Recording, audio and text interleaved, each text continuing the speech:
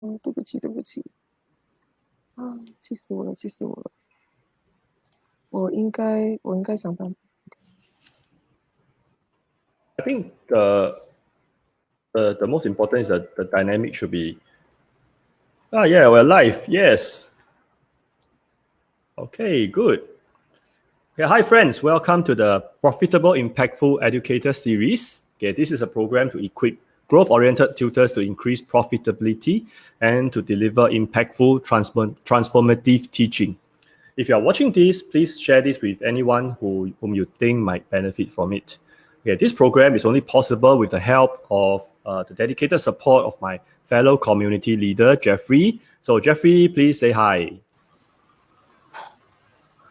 Hello, Jeffrey. Hello. Yeah, okay.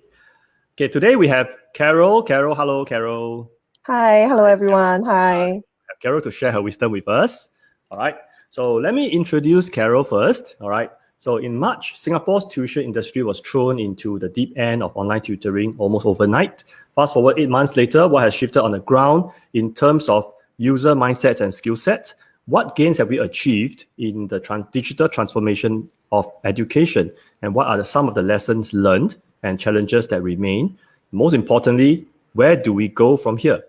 So we want to gain exclusive insights from the inside of cutting-edge edtech as Carol, the head of client success at class2.com. Okay, that is the platform that I'm using too. Okay, shares from her deep experience in personally supporting tuition centers, education organizations, and private tutors in fast forwarding their digital transformation journey. Okay, so that's Carol. Yeah. Thank you. We have known each other.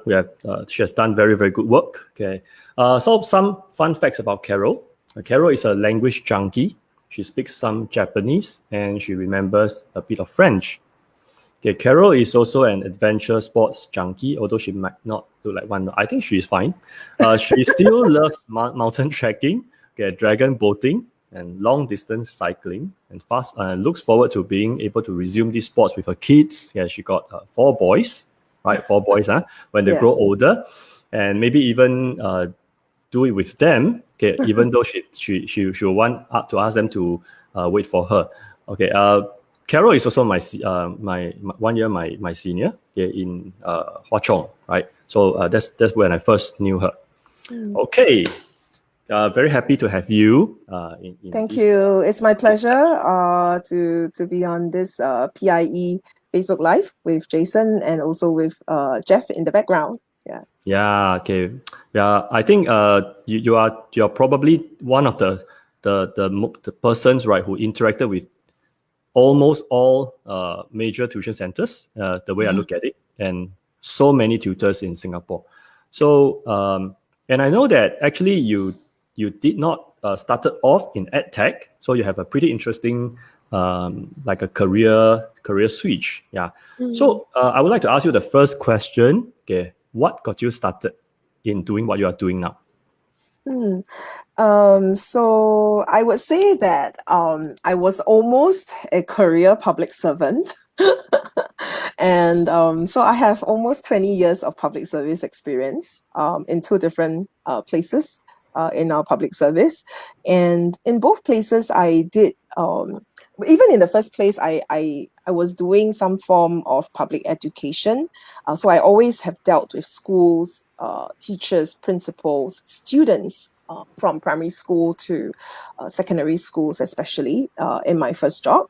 And then in my second job, it was actually in a tertiary institution. So even though I was not an educator, but I was always surrounded by teenagers, young people. So education is something that I'm very, very passionate about. I think especially with my second employment, I got even more interested in it because there was the whole transformation in the world, the whole future of work, future of learning, what are the challenges and needs of industry and work and employers, and how then education today needs to be transformed very urgently to meet the world's challenges, which are already here at our doorstep, actually. I think the other thing that I felt very passionate about is also even though I was not an educator, but most of my colleagues were educators. And I saw that there was this urgent need for them to also evolve, that they needed to also unlearn, relearn, and upskill themselves in order to teach like a whole new generation of learners who were all born into and grown up in a very different world from what the educators themselves grew up in. And I think we all tuning into today's Facebook Live can identify with this, how those of us who are parents, our children learn in a very different way. They play in a very, very different way as well. Yeah. So very, very passionate about education. And then, of course, when I had my own kids, then it became even more personal. It was no longer just a professional interest. It was actually a very deep personal conviction. So when the opportunity came for me to go into technology, so I have to say that I'm not very tech savvy as a person naturally. So when I I always shared. Well, if you ask my husband, he will probably say yes, it's an understatement, because he actually gave me a present once, and it's a whole A1 size poster, which is today still stuck in the study room. This is the reason why I'm not doing this in the study room. Otherwise, you will see that poster behind me. It actually says, if all else fails, press Control Alternate Delete. Okay. So that's the running joke in my family. But really, I think if I can work in an edtech company, I really think that it's a huge encouragement to really anyone, any educators for that matter, who have actually felt that the past 7 to 8 months has been a very difficult journey of trying to, very quickly digitally transform your education business. Yeah. I know I've spoken to many of them, and they did share with me that it was messy, it was difficult, it was a struggle, and all that. And I can totally empathize, because it is about stepping beyond our comfort zone. That's what all technology disruptions are. Yeah. I think you've personally gone through a lot of discomfort, because I know how hard you work. And it started from the beginning when you ask about very simple, pardon me, like a simple tech questions. And then fast forward a few months later, right, the things that you talk about now, I don't even understand. So I think, and then every day I hear that you are talking to your tech guys, right?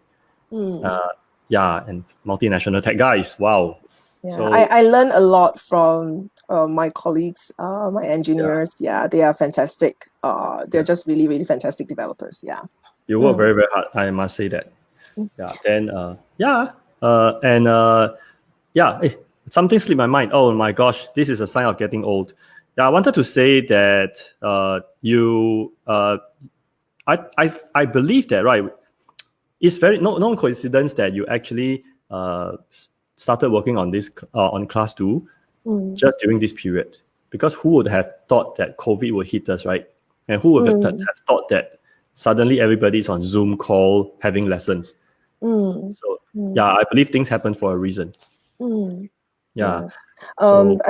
feel that I think the timing is just really quite perfect. I mean, I did start working in edtech before COVID, but I think that there is always like a bit of a it was a learning curve for me. So by the time I think when COVID hit, I was definitely in a better position personally to be able to help my clients. Yeah. So I definitely welcome anyone who's tuning in now, or even when you're catching up on the Facebook Live later, feel free to connect with me, or you can leave chat messages as well.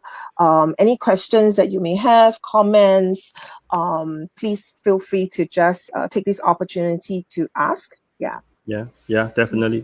Yeah. So anyone, all our audiences, I'm not forgetting that you're there listening to us. So please remember to drop us a question. Later there will be a Q&A session after Carol shared the 3 tips that she wants to give to us. All right. So okay, so today's theme, right, is actually talking about based on your experience of dealing with so many educators, education centers, tutors, right? What are the 3 advice that you can summarize for us, so that we can, chart our paths forward more confidently and not fall into some pitfalls that you have seen probably some other people do it.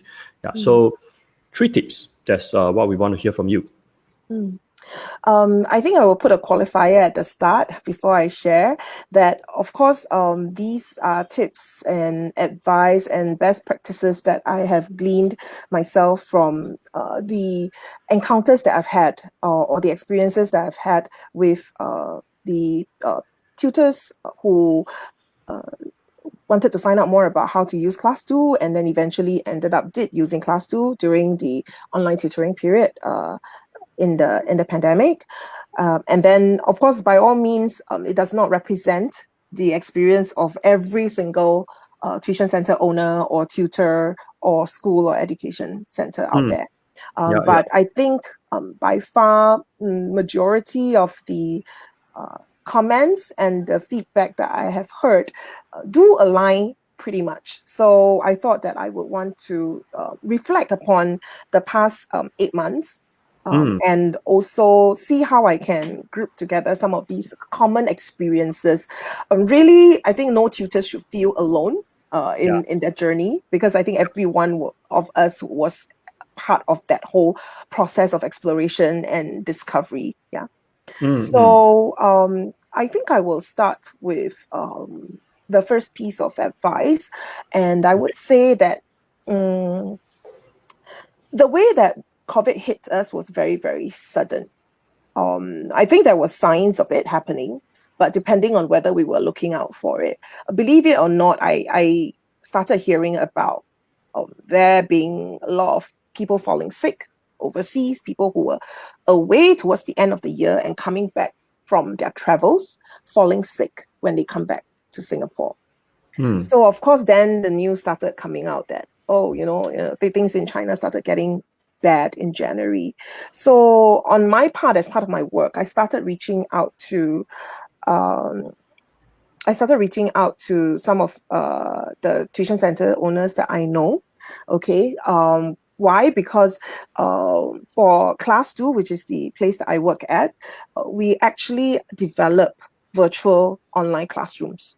Okay, so we are not a video conferencing platform. We are actually a full-fledged, fully fitted out online classroom platform that supports teachers, educators, whether private or public school tutors, to teach very effectively and efficiently online, just like how they might teach in the real physical classrooms. So I started approaching educators in Singapore primarily about this, because obviously, I'm concerned about the education scene in Singapore, and I tried talking to them and saying that I think you need to watch out for something that might be brewing, and then you may want to start thinking about how to safeguard your education business if it should get very serious. So there were definitely educator entrepreneurs who were far-sighted and who took the early signs seriously.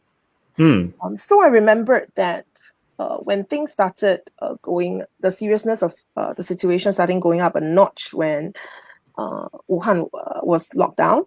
That was when I went from doing once a month online info workshops to share with interested tutors and teachers in Singapore about how they can conduct online teaching in a far more effective way than just using Zoom or Skype or Google Meet or any other video conferencing platforms.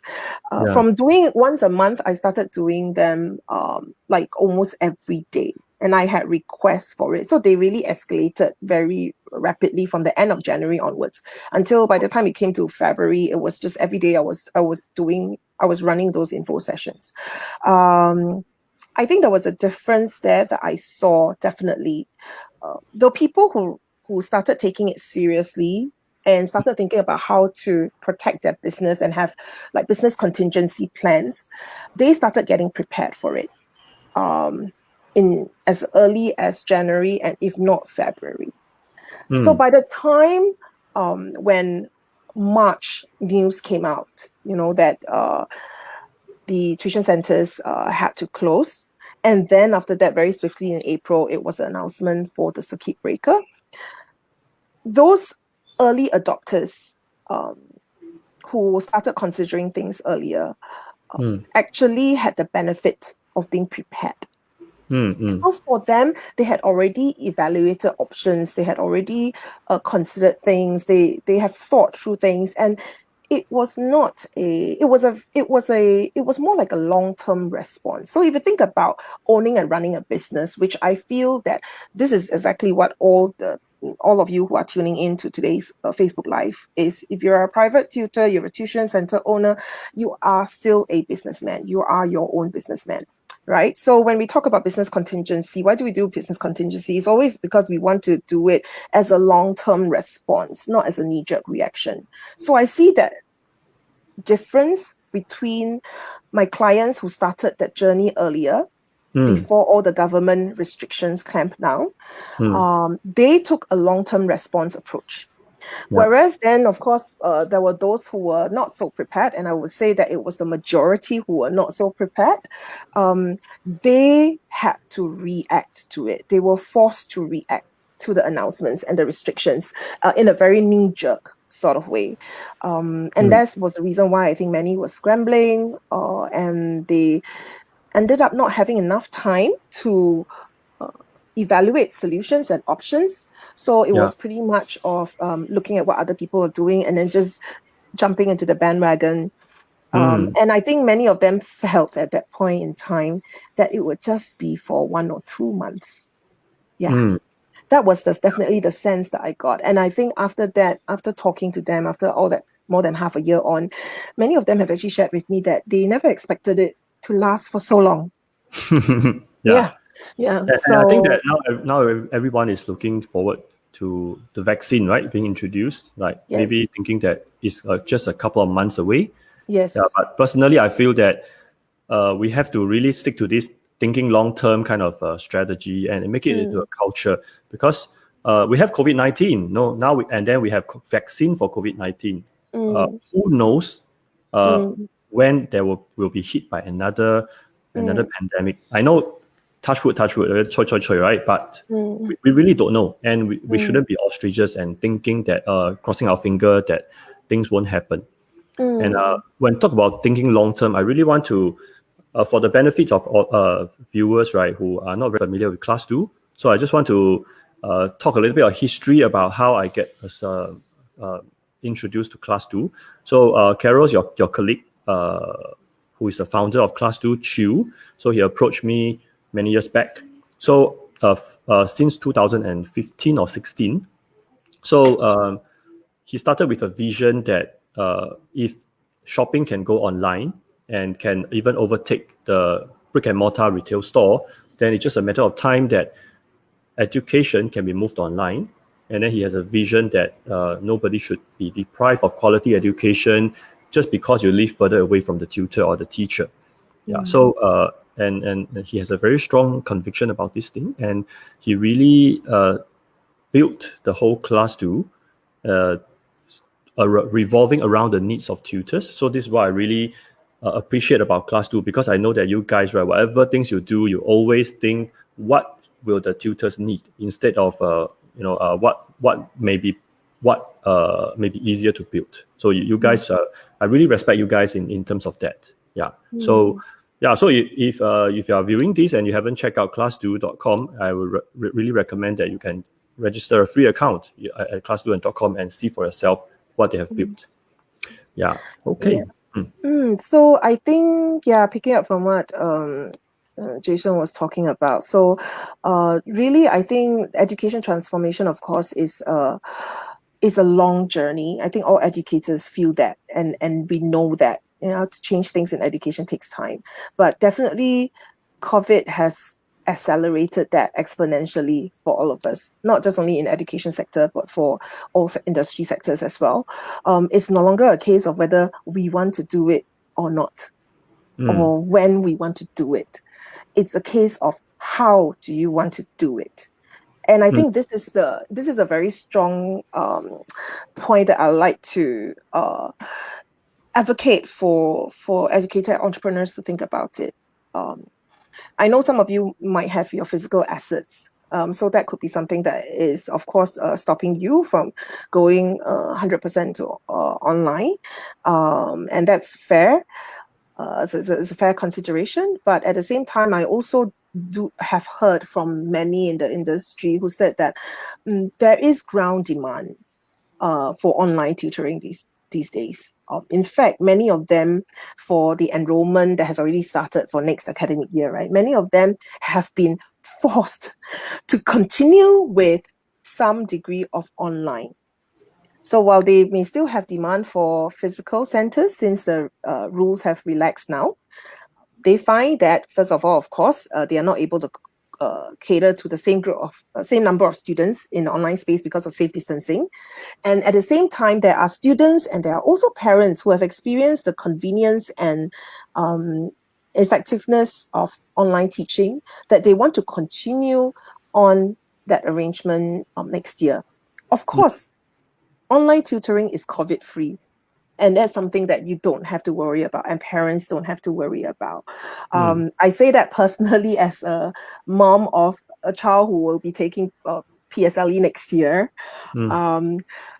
I look at what happened with the PSLE cohort this year, and I'm just full of awe for every child in the graduating cohort this year, that they actually had to take on so much more, besides the usual exam stress. And then I told that to my son, and I said, look, if schools had to close again, and of course I know MOE will try their best not to do that because it's a huge disruption. But if schools had to close again in your PSLE year, then you have to brace yourself for it. So I think in the same vein, educator entrepreneurs need to brace themselves for it as well, and ask yourselves, like, are you prepared for that? If you have gone fully back into 100% physical, then what are you doing in preparation for that? For those who already have demand from parents and students to continue on, well done. And then maybe you might find that you want to consider my second and third piece of advice going forward. But I would say that at this juncture, we really do live in a new normal. And I think that we can safely say that online tutoring is here to stay in one way or another. Yeah, I think it's just like Amazon, right? There's no turning back there's no ditching online shopping or home delivery for food. There's no way that we can go back already, barring like a total shutdown of the civilization. But I think I have actually interesting that you mentioned about some people going back to 100% physical tutoring, right? I've seen some people, right, during COVID times, they jump on the bandwagon of online tutoring. But once this thing, once we enter phase 2, they just decided to go back to 100% physical. And so my advice to these people is that you really have to think long term. Like what you say, don't just abandon this particular skill that you have garnered during this period. Yeah. So so you wanted to share about experiences. Okay. So what can you tell us about experiences?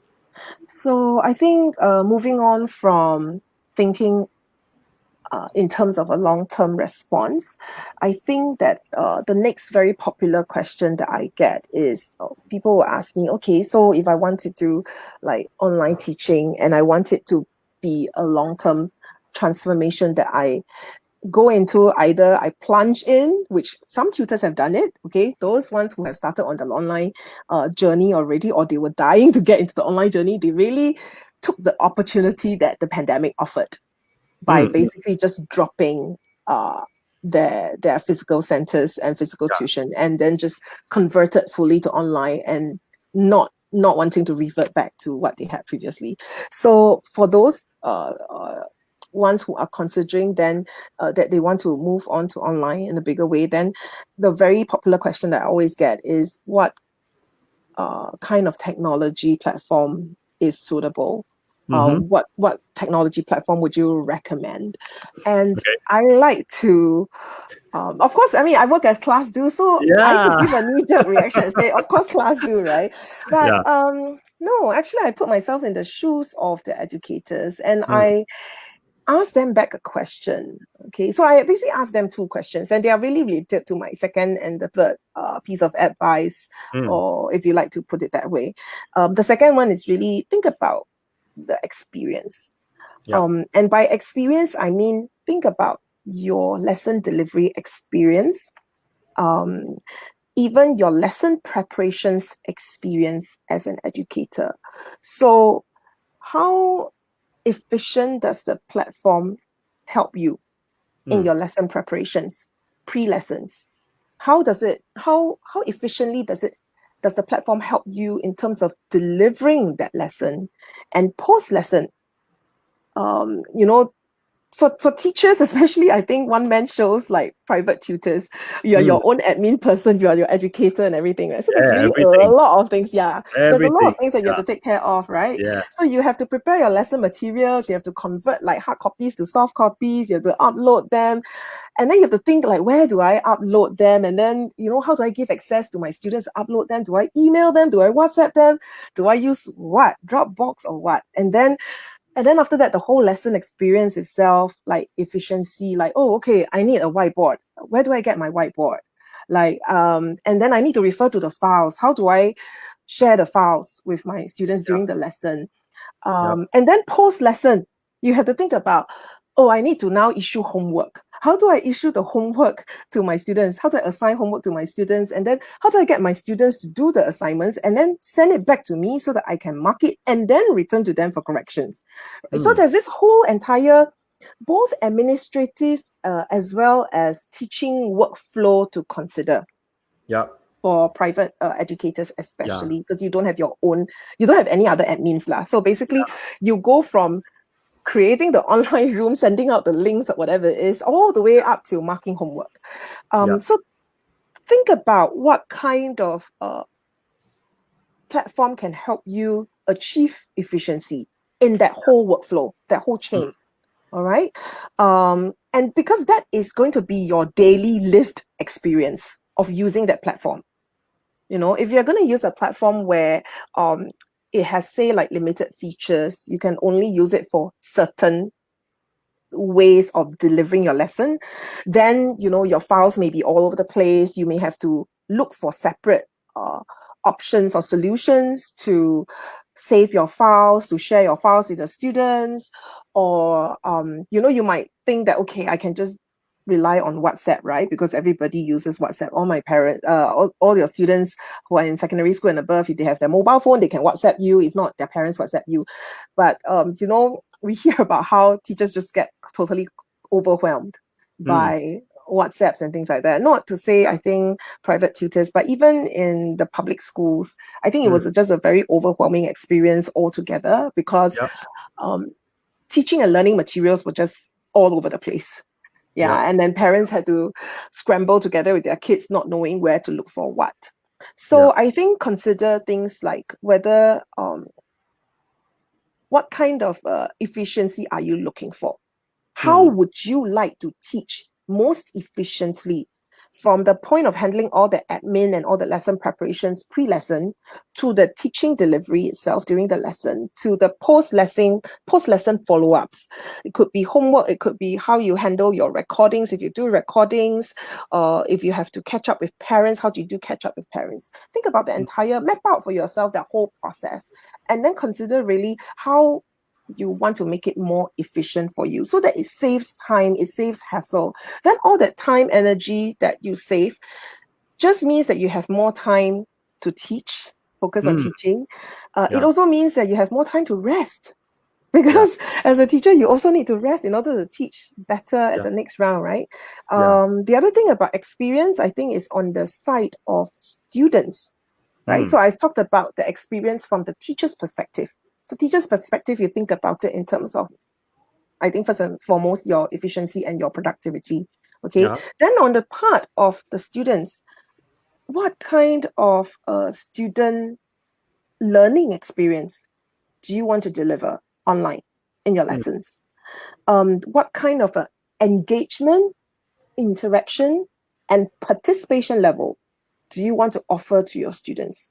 We all know how it's like in the physical room. We have been students before in physical rooms, and we have been teachers in the physical rooms as well. So we know that in the physical rooms, we are able to really see what our students are doing, and we can get instant responses from them. They can just ask questions very freely, and that we will be able to respond and give instant feedback and instant advice and things like that. So Yeah. there's very high level engagement in a physical room. Do you want to preserve that level of engagement and participation level? If you want to preserve that level of engagement and participation level in your online teaching, then that will be one of the factors or principles that will guide you in considering and searching for the right platform for you, right? So I would say, yes, think about it in terms of experience, but look at it from two perspectives. One is your teaching experience in terms of that efficiency and productivity, and then also think about the learners, your students' experience online. Your efficiency actually also matters to them, because if you are able to find a solution where things are just, all the files are just organized in the same place as their classroom, for instance, then for the student side, the whole lesson delivery experience is very smooth, because they know that they don't have to scramble to different avenues to look for their learning materials. If they need homework, they only need to look for this place. If they want to come for lessons, they go to the same place. If they want to do revision, then they will also be able to find things in the same place. Okay, so that's for the part on experience. Then I think the third one that I want to talk about, which will also help, I think, tutors and tuition center owners, if there are any one of them here, to also consider and help yourselves answer the question of which technology platform is best for you, right? And that really would be, think about outcomes. Okay, what is your goal? It ties in very closely with your business brand. Okay, what is your brand? Yeah, what is your brand? I mean, this must be at the mind of every educator entrepreneur out there, regardless of the scale of business that you run. Okay, because at the end of the day, why would a parent or a student choose to come to you to let them be their tutor, rather than, say, the other tuition center 2 doors away, or another tutor who has advertised themselves on Facebook or whatever, right? Yeah. So think about your brand, and then think about what's your value proposition. And tied into that, it would be, what is the outcome that you're trying to achieve, right? So when you think about it in terms of outcomes, you will then think about effectiveness. Okay, so we talked a lot about like the efficiency earlier on. Then we now have to consider effectiveness, because I think at the end of the day, being passionate, dedicated educators, we want our teaching to be effective for our students. We want our students to learn effectively. So what constitutes teaching effect? What will contribute to teaching effectiveness and learning effectiveness? I think in a physical, so going back again to the physical environment, because we know that parents and students compare a lot between physical and the online experience, right? Yes. So go back again to the physical experience and think about what is it that you feel in a physical environment really helps with you teaching effectively, and then trying to look for platforms that can help to replicate that or support that or facilitate that. So things like, when you are in a physical environment, we don't just show and explain to students. We don't just write on whiteboards, right? If we are doing private tuition, we don't just sit down and just write and solutions to show to our students, or we don't like a just Q&A machine. correct. We don't just do that. We will do that if we are like polytechnic lecturers like yourself, Jason. We will do No, I do that. more than that in classroom. Yeah, We of play course, I'm to sure you will have do fun. more than that. Okay, but so Yeah. that's you wearing your hat as when you're in a lecture, when you're in Mm, a big scale lecture, when you're in a webinar. Yes, there is a time and space for that kind of teaching delivery for sure, and for that kind of teaching outcome, right? mm, Because you're trying to teach something at scale to as many people as possible, and therefore that delivery is usually one way. yeah. But then again, go back to why is it that people would want to hire a tutor in the first place? Mm-hmm, mm-hmm, If they want to hire a tutor, they are most likely not flourishing in a very one-way, large-scale kind of classroom delivery experience.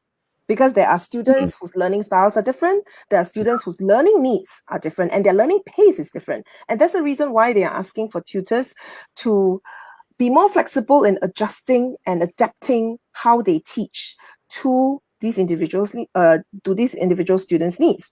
So then I think, yeah, teachers really just really need to think about how do they effectively teach to their paying clients, customers, okay, who are not looking for a large scale lecture style delivery. There will mm, be a time and space for webinar style teaching, and that's fine, that's okay, you can continue with that. But there will be students who really need that help, that personal approach, that personal touch. How do you deliver that in an online space? You can't just do screen share. I will just put it up right front. mm. If you just Yeah. do screen share to these students, um what I've heard from my clients is that, and I have one of them who tells me basically that if I continue doing it just like that on Zoom, every single one of my Zoom lesson, my teaching effectiveness drops by more than half. Mm, Very yeah. simply, um, he just shared that, for very simple reasons. Okay, he said that only the students can see what I'm writing. I Mm-hmm. can't see what they're writing. Yeah. In an online space, if I'm using Zoom or Skype or Google Meet, I wouldn't be able to know what they're writing. I don't even know whether they are writing and copying notes, or they're Mm-hmm. just doodling something on their pieces of paper, or maybe they're not even really doing something writing. Now, Yeah. of course, you can say that you can always get the students to type messages into chat, but he personally felt that that was not effective as well because um, he's a math tutor. He Mm, said, "How do I get my students to type in like everything?" All the step-by-step working. I'm not just that's right. checking for solutions at the end of it. I'm also checking for the bar model. I'm checking for the step-by-steps workings, Yeah. right? To make sure that Maybe the it thinking behind the every step. exactly, Yeah. exactly. So I think for him, he really thought through these kind of questions. So when he shared it with me, it became very clear to me as well that I think this is something that many teachers can adopt and Mm, basically just observe really the needs of the students that will determine your teaching effectiveness and their learning effectiveness. mm, Other things that people have shared with me very often, especially at the end of teaching for 7 months, and I would say most teachers actually just use Zoom, right? yeah. At the end of the day, when they come to me and they would ask me things like, if um, like the problem that I mentioned earlier, I don't know what I can't even get my students to write a solution for me to see online. So Mm, sometimes that is one problem. Like in a physical classroom, right? When you teach, you can always get a student to come to the whiteboard. And yeah. then you can get the student to demo and then you can check. If not, you can give out class exercise on the spot. And then you can get the students to do all their work on the hard copy worksheets. And then you'll be able to uh, walk over to their desk and Yeah. pop over the shoulders and basically check on their work, right? Yeah. But in an online space, they would ask me, how do I do that? Um, if I can't do that, then I wouldn't know what they're doing and whether they really understand it or not. Yeah. So that I think that is one challenge that teachers always find that is very difficult to bridge. And I think the last thing that a lot of online teachers had, one of the top bugbears is always that because it's on screen, they don't know whether the students are actually paying attention to their Yeah. screen. Exactly. exactly. Yes. Yeah. So these are all very important factors to consider, and they are really the top bugbears, I would say, of online Hmm. tutors in the last 7 months. Yeah. And I think that, yeah, I would say that you know exactly what your pain points are based Mm-hmm. on the current platforms that you're using. So therefore, when you look at how you're going to continue teaching next year, don't just continue living with the pain points. Mm-hmm. Don't constrain your brand and your value proposition by Mm-hmm. just sticking with the same technology that is causing you those pain points. Really look for alternative solutions before the next academic year starts. Okay. Will the audience, let's say if audience they have some questions regarding like their pain points, right? Mm. Can they get in touch with you? Yeah, sure, fair. Definitely, Okay. definitely. Okay. Sure. Yeah, Sure. they can reach me at my work email address or my mobile number, or they can connect with me Yeah. on LinkedIn as well if they're on LinkedIn. Yeah. And I think maybe We'll share that later. yeah, one of you Yeah. can share that on the chat or something later That's right. on. Yeah. So Mm, if you are listening there out there, if you want to contact Carol to talk about your pain points and how to address these pain points in your practice and your business, later we will share her contacts after the Q&A session. So do take note and get in touch with Carol. Yeah. mm, So I also want to add in a point because I myself have been doing online tutoring for like since 2016. So I think what I observe is that one of the pitfalls is that people try to duplicate or replicate their physical classroom into the online mm, classroom. So they don't go and think through, is it going to work? How does it feel like, right, to look at a computer screen for 90 minutes? They mm. just think that, physically we do it for 90 minutes. Then when we move online, we also 90 minutes. Physical classroom, we got 20 students. So online, I also have 20 students. And Mm, I think educators, if like us, right, we probably have seen some sharing. I remember when the circuit breaker just started. Okay, tuition mm, centers are all locked down, right? All closed down. mm, I saw this video being circulated around that this lesson was being videoed. I don't know by who, but this Zoom lesson. So one teacher was teaching about 20 students and mm, the lesson just go like the teacher just keeps scrolling the screen on Zoom, mm, just keep mm, scrolling. And every student, the teacher was trying very hard to monitor the expression of every kid. I think it's an mm, English lesson. So you can mm, just see the teacher just keep scrolling and scrolling and scrolling. And then the kids mm, were most of them just looking quite stunned. Like they mm, don't know what is happening. They don't see other students because one screen you can only see that many faces. So they also mm, don't know what their classmates are doing. So mm. many things that we take for granted in classrooms really have to be rethink through. And sometimes the solution or the outcome that we want may not be achieved through the same way, or it may not be the same outcome that we want. Mm, In the past, a big classroom, we want compliance, we want obedience, right? Everybody just keep quiet, take notes. But when you move everything is to online, maybe it's not such a good idea to just get everybody to sit down there and listen to you. Maybe it's better to record a video or stuff like that, mm, and flip your classroom. Yeah. So mm, yeah. mm. So these are Definitely, yeah. I think digital pedagogies need to catch up. yes. I think there are just different components of this entire ecosystem. If we look at it as a system on how we change, how do we transform education, right? So Yeah. there is always the technology platform about it, of course, and there are Mm, many solutions out there. But please be savvy enough to know there is a difference in technology platforms. The yeah. one big fundamental technology platform differences is always to know which are the video conferencing platforms and which are the remote learning classroom platforms. Mm, Video conferencing platforms are primarily meant for businesses lah. Then of course then there's the thing about digitalization of resources, like what Jason mentioned just now, you just can't expect the things that you do in a physical space to be exactly replicated online. So it's not as if like, the same worksheet that you produce for your student in the physical space, right? You can just upload them as is online and then just teach from there. You have to remember that maybe students are on smaller screen sizes, therefore the worksheets need to have more space in order for you to write online and for them to also write online. Then So there much is thoughts. also digital, there's then digital pedagogies as well. So how you teach in a physical space, yes, you can be talking and talking and talking, and it's fine in a physical space. You try to do that for the online space, you will lose your students quite fast. So one of the best practices that we always advise clients is chunk it down.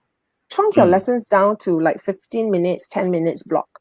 So you can do 15 minutes of like the more like one-way teaching, and then after that you need to plonk in like maybe a poll or something like a checkpoint quiz, or then assign them some form of exercise. So in class 2, we actually can support both the teacher issuing an online worksheet for all students to work on for that 10 minutes.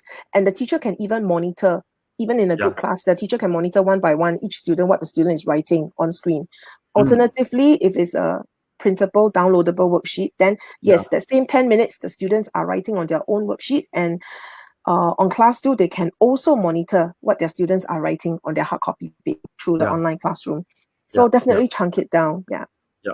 I think it's fair to say that throughout the world, right, the digital virtual classroom platform is really trying to evolve very, very fast to suit the needs. And not everybody is doing that. Some are just they are just mainstream platforms for maybe conferencing, and some are purpose built for interviewing. So you can't use, like, for example, what we are using now is StreamYard.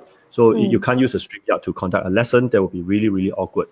But what I can say is that some of the things that you mentioned, I don't even know that how to use that in class 2, because you guys are evolving so fast, and new features. Sometimes I receive a text in the morning from you, very excited. Oh, Jason, we released this thing. Then I was like, okay, I'm going to learn that. I'm gonna I'm gonna log in and try to figure it out. Because once I went in and then I couldn't find how to couldn't find my file. So I was like meandering around. Then the student was like looking at me, waiting for me. So I really think that So advice for anyone of you out there, really be familiar with your platform. So that's what I can say. I think keep abreast with technology lah. Technology Yes. moves exponentially, and technology responds very nimbly to users' needs. Yeah. Yeah, that's right. Okay, Carol, I want to ask you, right? I know that Class 2, has recently been nominated for SGIT Tech Leader. Wow, that's a mouthful. SGIT Tech Leader Award 2021.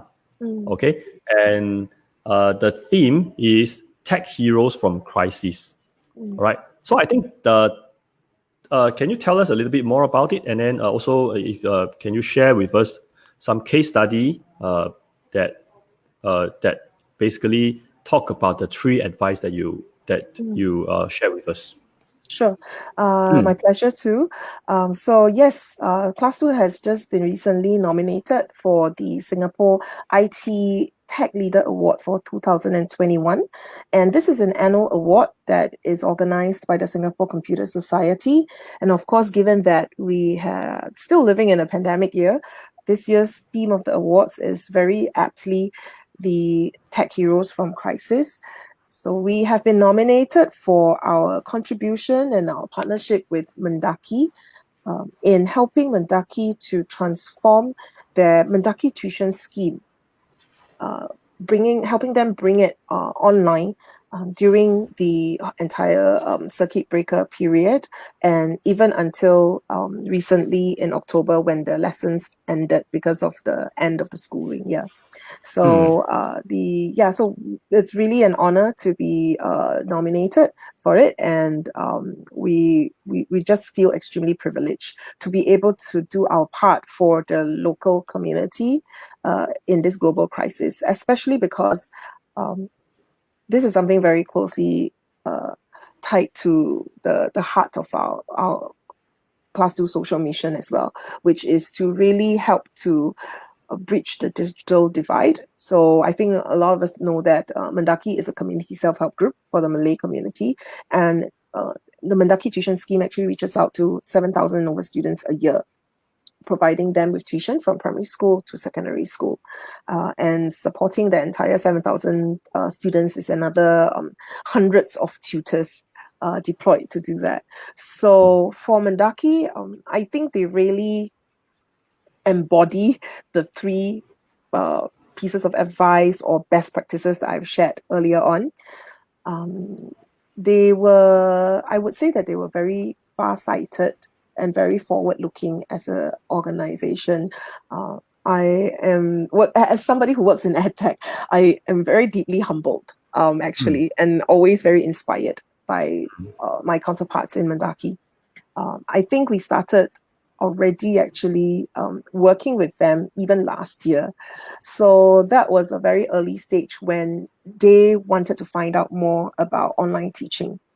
So there was no pandemic then to force them into any sort of knee-jerk reaction. So they were really thinking long-term because they could see digital disruptions coming at all from all aspects of life, right? So sooner or later, they know that it will hit education.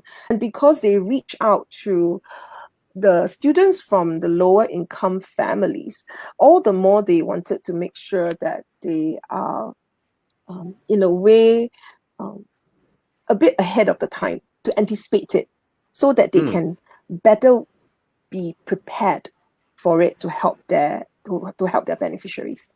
And so that's exactly what they did. They asked us for help, and we said sure. I mean, we love to go and support them. And we did a pilot last year. So the pilot was held in semester 2 of last year with a group of students and tutors, and we trained like 30 over 40 tutors last year. And then when the news came out that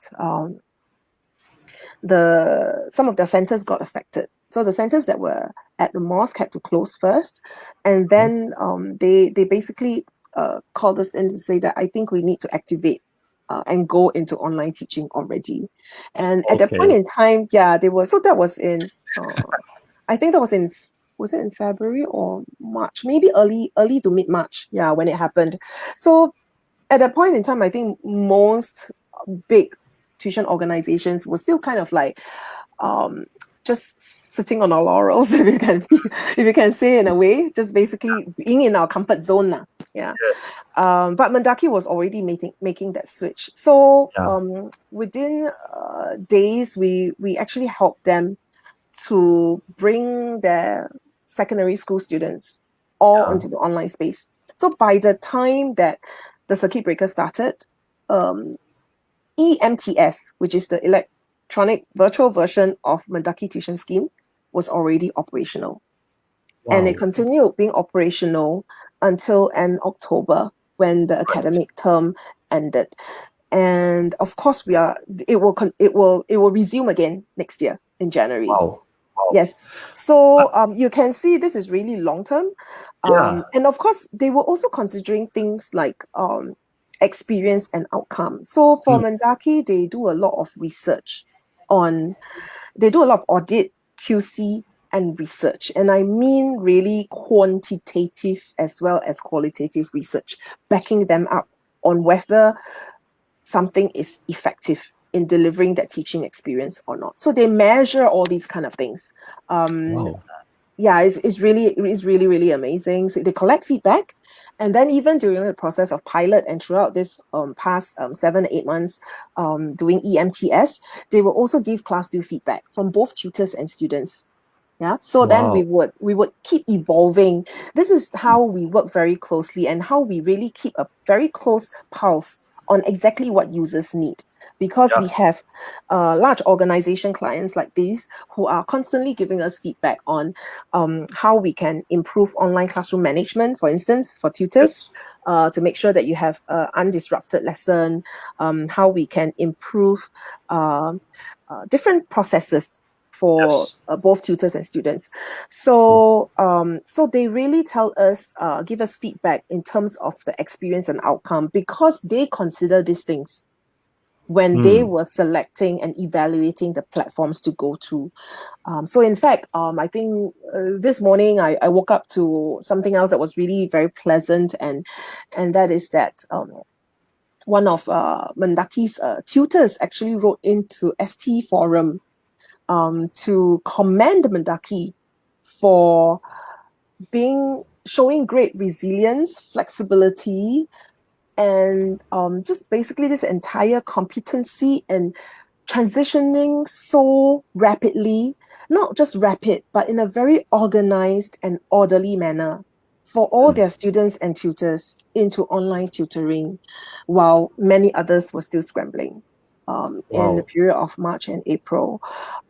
So definitely, I hope that by sharing this example, it is inspiration to tutors, be it private tutors or tuition center owners, that if an entire big machinery can make them transition, then there is no way that you can't do it. You said about 7,000 students and about 100 over tutors, right? Hundreds of tutors, yeah. Hundreds of tutors. Wow. Yeah, so of course, they do differentiate the kind of online delivery of lesson to the different level students. So what they did for this year for the pandemic was they felt that the live online lessons would be something that is more suitable for the secondary school students. So that's how they kind of planned it out. So they wanted to they continued using Class 2 for the online live lessons for secondary school students, and then for primary school students, they went more for an asynchronized approach. So I think it was more of like pre-recorded lessons, and then for students, of course, who are on their mentorship scheme, or who needed more like engaging, supervised kind of approach, then yes, there will be live components as well. I just find it very interesting that Mendaki, being a non-profit organization, right, they are actually showing so much drive to embrace technology and to innovate. While I would expect this kind of behavior more from like for profit, right? You know, you want to get competitive in the market, but Mendaki really kind of like changed my mind. I would say, just put it mildly. Okay. I mean, I think to be fair, I would say that there are. Sorry, I was saying that to be fair, there are definitely forerunners in the private tuition sector. There are really pioneers like yourself, right? Pioneers like yourself who have already started online teaching earlier as well. Yeah. Okay. True. I started from 2016, and it wasn't an easy journey in the beginning, but I think, COVID, for all the harm that it has done, right, it really accelerated things by so much. So we were saying that you were prepared, right? By luck. By foresight. You should think of it as foresight. Vision and foresight. Okay. Okay, that's a nice way. Thank you for the kind words. Okay, I think we have questions. Now let's move on to the Q&A session. We have questions coming in from the audience. So if you are out there listening, so if you have questions for Carol, please send, just put it in the comments. Oh, hi, John. Hello, John. Yeah, John has a question. Hi, how? Hello. Maybe I'll address John's question first. Sure. So John asked, how should tutors go about preparing to go online in case of a lockdown? Okay, so what I did was, and remember just now I said that actually there were already signs that something bad was coming out of China, even the end of last year, right? So in January, when I started raising more awareness about online teaching to reach out to more tutors who are not yet considering online teaching. The best practice that I advise them is always to start already. Even if they are not doing all lessons online and they're not prepared to do that yet, they should already start onboarding their students and familiarizing their students. So what you can do is you can basically because you don't want to have another kind of root shock like what happened in the pandemic this time around, right? Given that hindsight is already, what do we call it now? Hindsight is already what? 2020. I can't remember what it was. With hindsight, but anyway, with hindsight, your vision should be super clear, lah. Okay, that's what it's trying to say. Okay, perfect Yeah. vision. So with perfect vision, you should really plan it out and start preparing for it early. Don't wait for the government announcement to come. Next week you have to close again. Then you scramble to onboard your students. You already have hindsight. Plus, now you need to marry it with the foresight. So even with your new students, right? Start onboarding them to online, and you can even consider breaking up your lessons. So you could have, like, say, weekly lessons. So out of a month or 4 weeks, maybe 3 lessons are in the physical space if you are still holding on to a physical center. Okay. And then 1 lesson could be online. So what I'm trying to say is make the learning curve easy for your students as well as easy for yourself. Then you would find that this whole preparation, this learning curve is not that steep at all. So it was really what I was what I delivered to my clients earlier this year in February and even in the first part of March, before the government restrictions started being announced, that really start preparing on board early, get them familiarized with it, get yourself familiarized with it, start looking into like the materials that you teach. Remember I mentioned about the entire ecosystem, right? It is not just a technology platform. You need to look at your learning materials.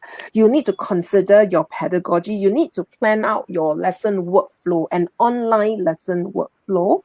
One of the things that in Class 2 we find that has been tremendously helpful for new users that we have onboarded is that on top of just training them and showing them a demo of Class 2's features, we actually walk them through a sample lesson workflow. Because we know that is one of the most difficult parts. It's like you may know, because again, there's a differentiation here, like I said earlier on. There are video conferencing platforms, and then there are full-fledged remote learning online classroom platforms. So for online learning remote online classroom platforms, there are more features that you can use because it's supposed to help you bring up the engagement level and the participation level. So as a tutor, you want to map out your new lesson workflow for the online space and think about how do you use all the different platforms features to make your lesson as engaging and as smooth and effective as possible. So in Class 2, that's the reason why we felt that what would really help our clients with their onboarding and their own learning is to also walk them through a sample lesson workflow that is built around Class 2's features. Yeah. Okay. I hope that answers John's question. So please, I think my key takeaway is please don't wait for the lockdown to happen before you start doing something about it. Okay, start like now. Just like we tell early students next year, right, to start studying now, right? Tutors, start doing it now. Yeah. Oh, we have Yes, Chris just joining us. yeah, Javier. Hello, Javier. Jia hao, Javier. Oh, Jiahao's Javier. Sorry, I couldn't recognize that. Okay, so Javier, you have a question. You'd like to know how we can better engage students when teaching them online. Okay, so when I'm the one who come up with the sample lesson workflow when I onboard my clients. So I came up with that lesson workflow only because I talked to many different subject tutors, tutors who teach primary school level as well as tutors who teach secondary school and JC level. So I consider all the different possible learning styles and learning needs of these age groups and the subjects when I map out the possible sample lesson workflow. So one of the things that I always explain to them is they will see that my sample lesson workflow is not like, say a 60-minute, 90-minute lesson, right? It is not just like in 2 chunks of like the lecture and then the exercise. No, it's like they see it in maybe 14 small blocks. Yeah. So it's really it goes back to what I said earlier. You need to chunk it down for yourself. Okay. So chunk it down to a welcome. Think how you want to welcome your lesson, because you don't want the students to come in and then it's like, oh, they just think that they're facing another screen. Maybe on the other screen, they're already on their computer game or something. And then think how you can make the start interesting. Maybe Yeah. have to do with like a lesson recap from the last lesson, but don't do it the boring way. Maybe pop a quiz. So you can turn live a quiz on class 2. And then after that, yes, you can in class 2, we have a way for you to actually even monitor what your students are looking at on their screens throughout the entire lesson. So then at this point, we'll get the tutors to actually give the verbal cues to their students to do that. Okay.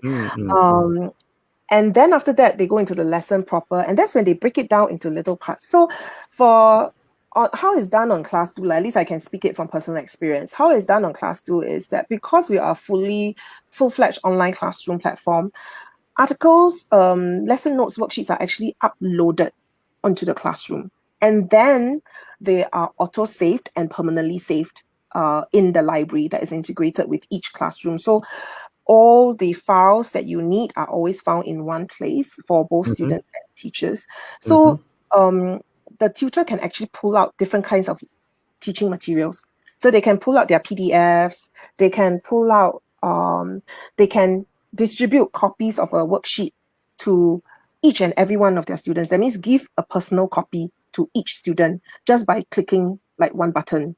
So it becomes very smooth. Then with that, they can plan for segments like online classwork exercise. So you do concurrent classwork, and the teacher can actually what we call hop from virtual desk to the virtual desk. So imagine it like in your physical classroom, you have the teacher's whiteboard, you have the teacher's visualizer in front, the projector screen, the teacher writes on the board. That is what standard video conferencing platforms all deliver.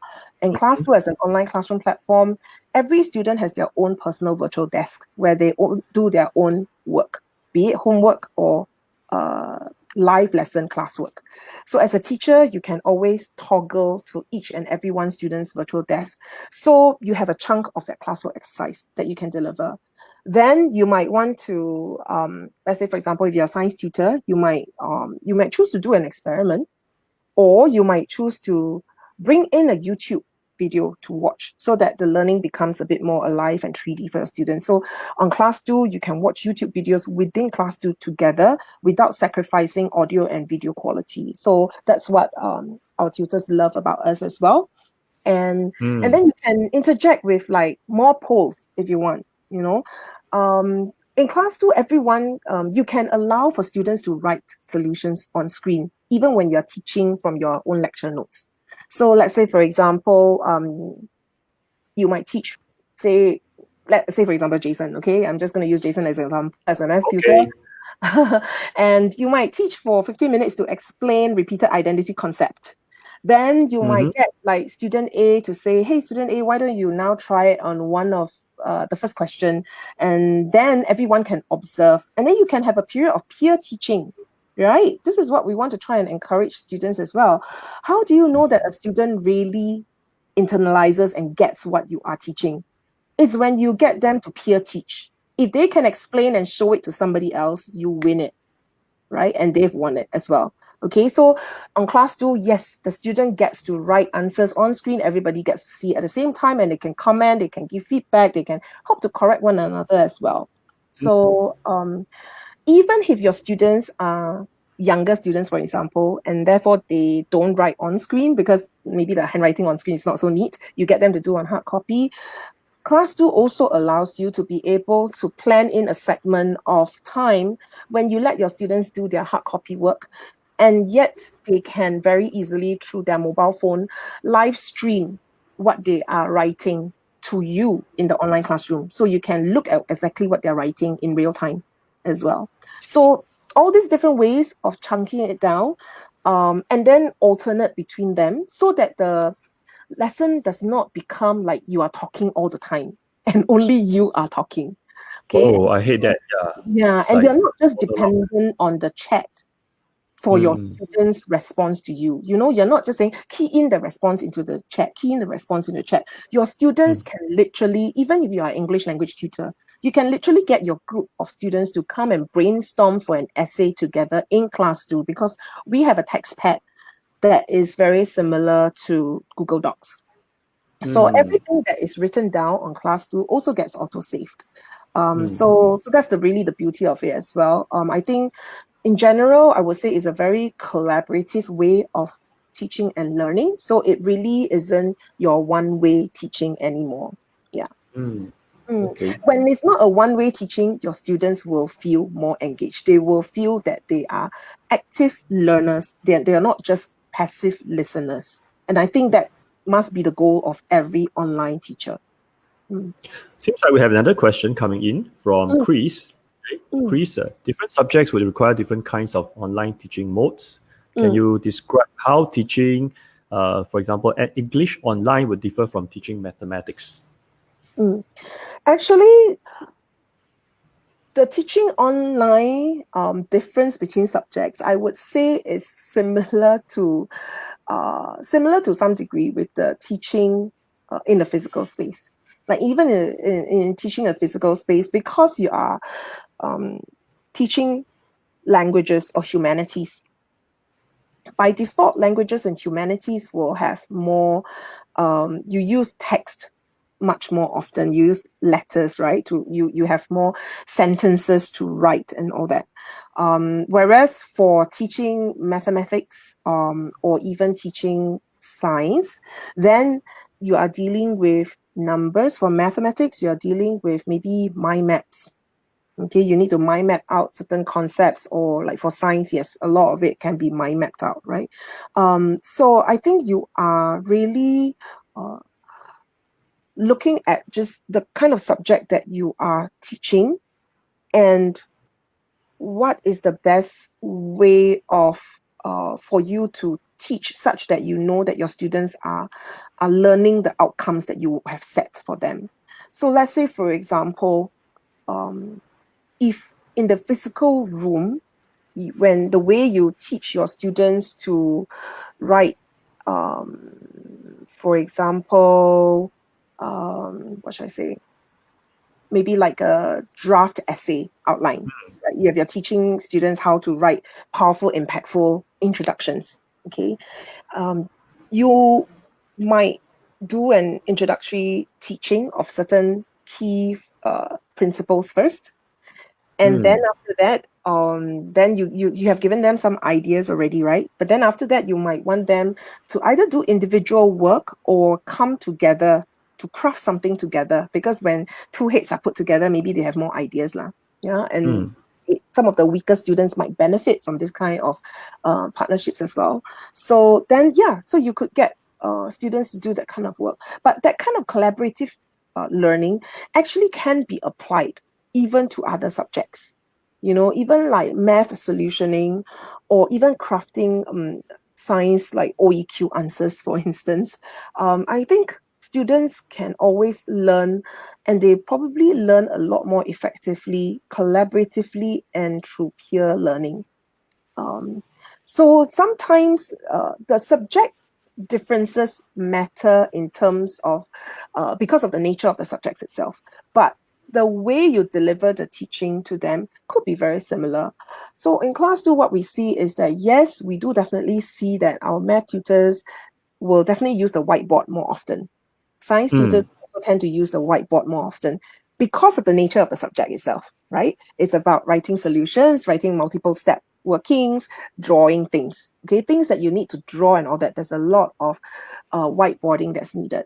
Whereas for teachers who teach the languages, the humanities, then they tend to use our text pad, what we call type, in class 2 very often, because it's about typing text. I mean, it's a lot about essays and writing and words. Of course, all tutors across the subjects, they will upload their files. Okay, they'll upload their PDFs and slides onto class 2, and then they will teach from there. Um, every teacher uses polls to their own to suit whatever it is that they want to do, just to up their engagement level. Um, so I would say that yes, it does. Different subject matter, of course, will affect how you teach it, but the same style of delivery can be shared across subjects. Yeah, and I think in general, tutors do find that collaborative learning um, can be a very effective way. In fact, I think in the physical classrooms, in schools and all that, most of us actually do some form of group learning. But once we come into online teaching, you'll notice, right, group learning kind of stops. Teachers find it so hard to get students to even show them what they're writing, not to say group learning. But if this is what you would like to deliver to your students, then definitely look around for other options that can support the kind of teaching that you want to deliver. Actually, my experience is that students like to do group learning, but behind teachers' back, so they don't like to show the teachers what they are discussing. And I think we need to think differently because sometimes, right, linear thinking of teachers is that, students, if I forbid them from discussing on this platform, means that they are not discussing. But that's not true. There are so many free platforms. They could have already started a Google Meet session without you knowing, and they are already discussing, or maybe they are chatting away on WhatsApp already. For the older students, actually for like JC students, if they are more independent and they're more self-driven, and JC students like a lot of this kind of discussion work as well. You could even plan out something that's like a breakout groups during your online lesson. So again, you see, like we go back to the lesson workflow again. You will need to modify it based on your students' academic competency, I think their proficiency, right? Higher ability, standard ability, and all that. You need to modify it based on your subject matter for sure. And then you need to modify it based on the age or the level. So what your JC students can do and are adept at learning, it's not going to be the same as your primary school students for sure. Primary school students, school students, you put them into a breakout group, right? Then they wouldn't know what to do with each other. You are just going to get silence all the way until you step in. Okay. That's right. But for your older you show them a whiteboard, they will do tic-tac-toe, right? They will just instinctively, right? That's right. Or do hangman. Let's guess what is this science keyword by doing hangman. Hey, actually, for science students, if you are listening to it, why not lah? I mean, seriously. Yeah. I think fun is really a key element this time around. So actually, it's really important. Even online lessons need to be fun. You need to think about how you can like gamify it for your students. I see it in my own children. Yeah, they get very excited when the tutors gamify the process. Oh yes, that's a big thing. In fact, gamify. We will have an upcoming speaker that will talk about gamification. So thanks for the thanks for the So Chris, I hope I answered your question, Chris. If I haven't, then please feel free to just type a further comment in it. Okay. Yeah. Okay. So I would like to conclude this interview. It's a wonderful interview. And Carol, I'm so happy to hear so many very insightful tips. I think you have really came a long, long way from someone who is not a tutor, who is not so tech savvy, like control alternate delete on a A1 size poster. A2 size poster. Yeah. I think you have come a long way today. The things that you share, I think they are really very, very valid. From a tutor's point of view, I really vouch for the things that you say. And I think you are doing a fantastic job with Class 2 and supporting tutors and keep up the good work. So also want to reach out to the viewers. If you're viewing this, right, do remember to like and to share this interview with friends of yours who may benefit from this. I think this is really an act of service that you share with your friends who may be just waiting to hear this message, to really bring their tutoring practice or the whole tuition center business to the next level. So if there's anyone tuning in or catching up the replay and they would like to take a look at a copy of the lesson workflow that I've been talking about on and on, feel free to contact me as well, and I'll be very happy to share the lesson workflow. As I always tell people, I am not an education practitioner, so what I gleaned is really from talking to many real practitioners out there, like all of you here. So that piece of documentation is by no means Bible truth, and I'm continually updating it as our class do features change and evolve, as well as when I hear from more and more different tutors, what are their best practices. So I really try and consolidate everything into one documentation that I can share with different tutors now. So feel free to contact me. Yeah. Also, you can feel free to get in touch with Carol if you have any questions regarding today, or you can drop a comment in our page. So and Carol will get back to you on this. And also to remember to like and follow our page, the PIE page, so that you will be notified of the next interview. So we will bring you more wise tutors, wise educators to share with you more tips of how to bring your games to the next level, to be more profitable and to be more impactful in your teaching. All right. So, thanks, Carol. Thanks very much for today to be on this Thanks show. very much for having me. It's been a pleasure. Yeah, it's an honor to have you. And I hope that all the viewers out there will also benefited in some way from your sharing. All right. Thank you so much. Thank you so much. You have a very good day. Yeah, and keep up the good work. Thank you, and a good day to all tutors as well. Enjoy your holiday. Enjoy the holiday. Enjoy the holiday. Yes.